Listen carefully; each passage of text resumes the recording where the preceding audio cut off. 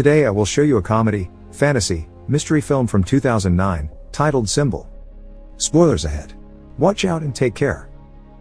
A Japanese man wearing very colorful pajamas wakes up in a white, empty room with no doors or windows and no apparent ceiling. When he approaches one of the walls for a closer look, he finds something peculiar sticking out of it, a protuberance shaped like a male member. After poking it a couple of times, he presses the tip, which causes hundreds of giggling baby angels to come out of the floor and walls, staying there only for a couple of seconds before they go back the way they come. One thing they leave behind, however, now all their members are sticking out of the wall and floor. This is the phase known as learning. As he sniffs the finger he used to touch the weirdly shaped button, the man screams in fear, followed by crying out and begging for help from whoever may be around, to no avail. He decides to start pressing the various buttons to see what happens, and every time he does, a different random object falls into the room, from a small toothbrush to a big vase. By pressing the same button again, he is given the same object, and that's how his testing of this concept on one particular button gives him a big pile of chopsticks. His amusement is short-lived, however, when he presses the button next to the chopstick one and a small cart comes out of the wall and hits him on the legs. The next button he presses after crying out in pain transforms into a butt, which passes gas on his face. Hours later, the man has accumulated a huge variety of random objects in the room, and when he throws the ball at the wall, it presses a button that gives him sushi. This excites him since he's been getting hungry, but he realizes that he's missing soy sauce. He asks his captors for it, but as always, he gets no answer, so he repeatedly presses one of the buttons until he has a bunch of sushi in front of him but still no sauce. Giving up, the man proceeds to eat the sushi, which he finds rather delicious, and once he's finished the last piece, he presses the button for more, getting furious when a bottle of soy sauce finally shows up. After angrily pushing the bottle out of the way, he presses a different button and gets a pair of old school 3D glasses.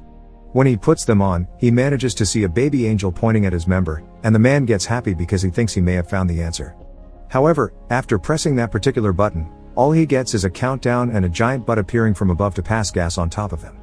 Some hours later, he's read 5 volumes of a manga that he finds very entertaining, but when he presses a button to get the 6th, he gets the 7th instead. Frustrated, he starts trying other buttons, which give him 8 and 9 but still no 6. The last button he tries, though, has an important surprise for him. It opens a section of the wall that hides a door behind it. The man celebrates this discovery, but in his excitement, he loses track of which button is the one that opens the exit. He tries one at random and shockingly sees an African tribesman run from wall to wall. The next one makes water fall on his head. The third one turns out to be the one he needs, and as soon as the wall opens, he runs to it, only to see it close on his face.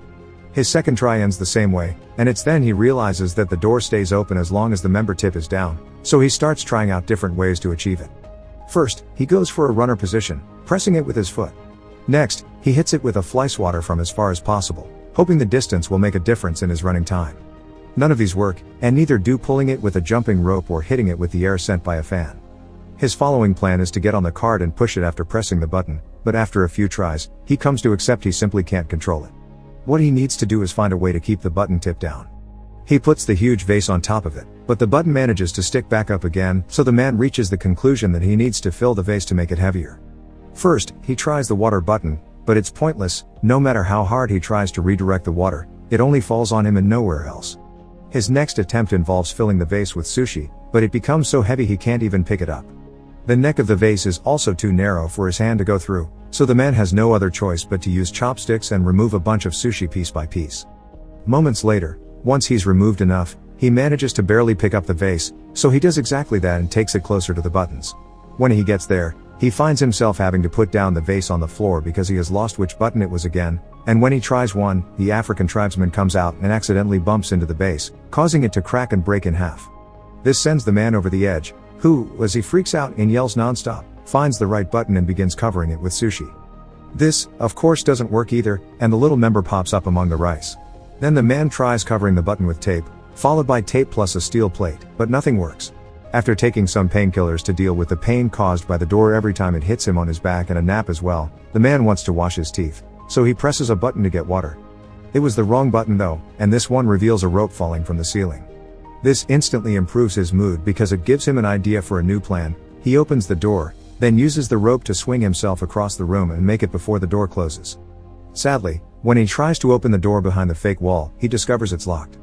He returns to the room just in time before the door closes, although it manages to hit him on his way out anyway, and in frustration, he kicks the wall, activating one of the buttons and revealing the key floating in the middle of the room. Like it happens with the door though, it goes away when the button perks out again, so the man must find a way to keep both the key in the room and the door open. First, however, he needs to find the button again, because he got distracted and lost it. By observing more or less where his foot would have landed when he kicked the wall, he chooses a button only to get a dog coming out of the wall to bark at him. The same happens with the next button, but luckily, the third try is successful. While keeping his eyes and a pointing hand at the button, the man walks backward and grabs a piece of sushi fish that he takes back to the wall to mark the right button with. When he presses it, however, the dog comes out again.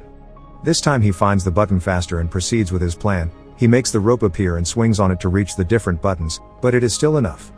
As he falls to the floor, he sees a plunger he had gotten from one of the many buttons, and gets an idea on how to solve his little issue.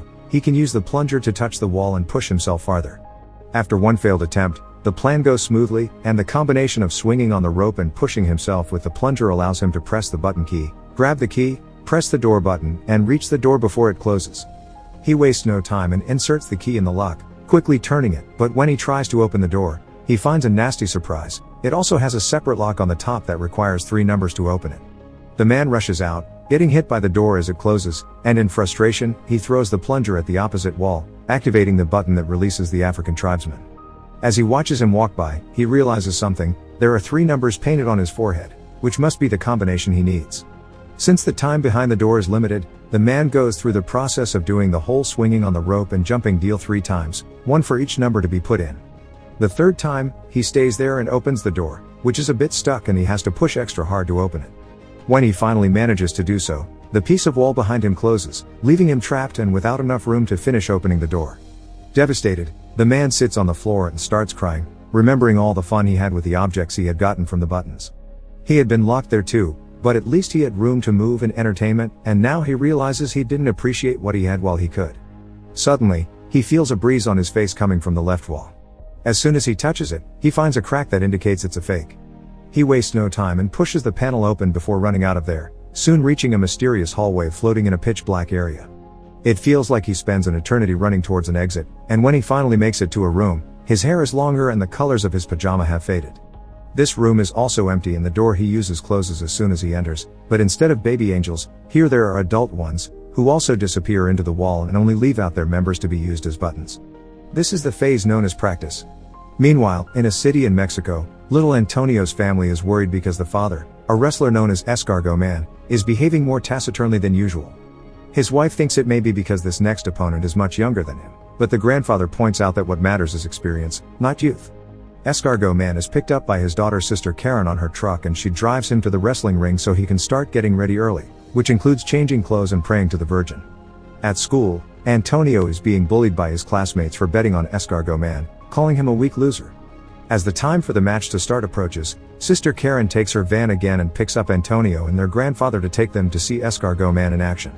Karen doesn't stay though, and Antonio and his grandfather find some of the last seats for themselves right before the show begins.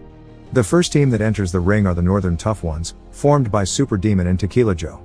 Then Escargot Man and his partner Silver Eagle come in under the team name Kiss Me A Lot. Silver Eagle is the first one to fight for his team with a brilliant beginning, but he's soon overpowered when the Northern Tough Ones fight him together instead of one-on-one. They keep gesturing at Escargot Man, asking him to join the fight, but he refuses to do so until Silver Eagle pulls a trick to make Super Demon and Tequila Joe hit each other, allowing him to escape. Escargot Man is quickly overpowered as well. But just when his opponent is about to hit him with a chair, the man in the mysterious room presses a member button and causes Escargot Man to magically extend his neck and knock out both opponents with a hit of his head. In the room, nothing happens, which calls the man's attention, so he keeps pressing the same button, causing Escargot Man to knock out Silver Eagle, the referee, Antonio, and even the bell. Seeing no results, the man starts trying out different buttons. One causes the singer of a metal band to breathe fire above his audience during a concert in Los Angeles. The other makes a Russian magician fail his trick when he tries to make his assistant disappear, and the third one makes a man in China bark at his own dogs.